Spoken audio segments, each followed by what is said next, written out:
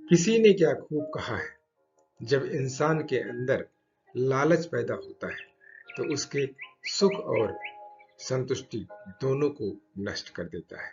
नमस्कार दोस्तों, मेरा नाम प्रेम प्रकाश पांडे है। आज अपने चैनल पर एक नई बेहतरीन प्रेरणादायक कहानी लेकर के आया हूँ।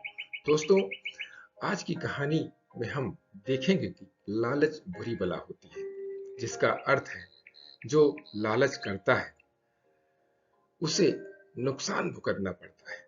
किसी भी वस्तु की चाह होने और उसकी लालच होने में बहुत फर्क होता है। चाह में व्यक्ति उस वस्तु के लिए मेहनत करता है, लेकिन उसे लालच होता है तो उस वस्तु को पाने के लिए प्रपंच करता है, जिसमें वो दूसरे का अहित करने से भी नहीं चूकता है।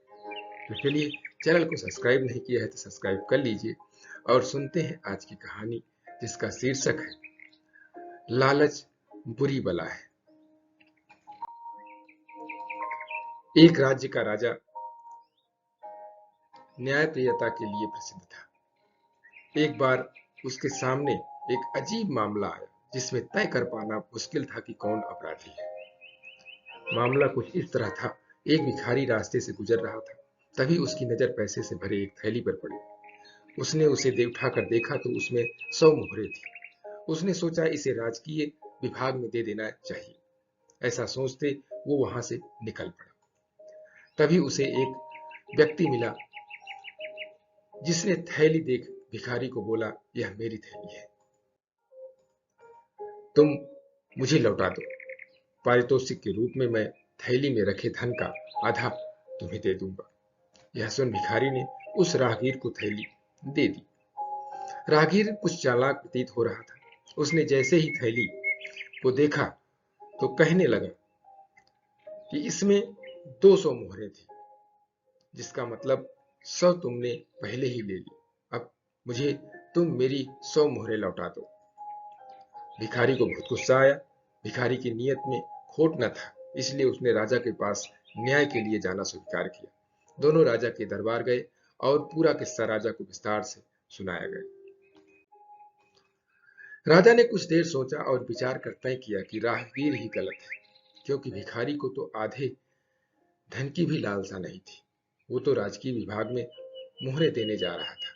जिस तरह से रास्ते में राहगीर ने यह सौदेबाजी की है, मतलब वो इस थैली में रखी धनराशि के बारे में जानता था।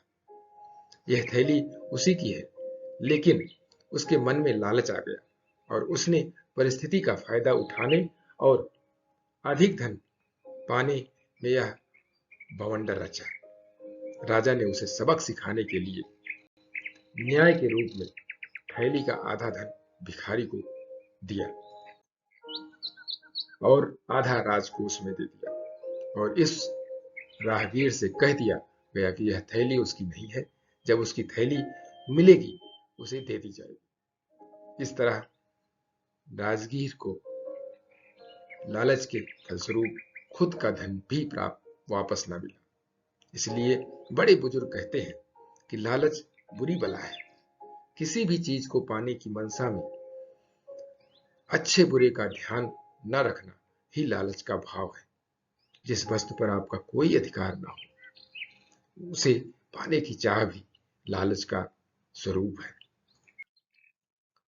इस भाव से सदैव दूर रहें, क्योंकि यह विनाश का रास्ता है। जिस प्रकार कौरवों को सत्ता का लालच था और उन्होंने उसे पाने के लिए षड्यंत्र रचे, लेकिन अंत में उन्हें जीवन से भी हाथ धोना पड़ा। लालच का भाव ही मनुष्य को अहित के मार्ग पर ले जाता है। लालच में उसे सही गलत का भान नहीं रहता।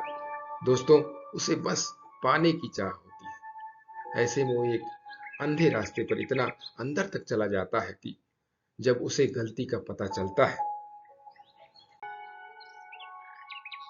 वो वापस भी नहीं लौटा पाता। इसीलिए कहते हैं लालच बुरी बला है।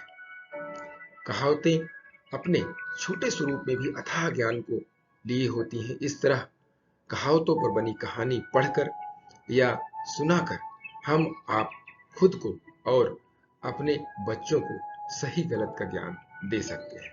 ऐसी कहानियां सदैव यादों में जगह बना लेती हैं और मनुष्य को मार्गदर्शन देती हैं। इसीलिए तो कहता हूं कि प्रतिदिन सुबह 5:30 बजे एक नई कहानी, एक नई उमंग से करें दिन की शुरुआत।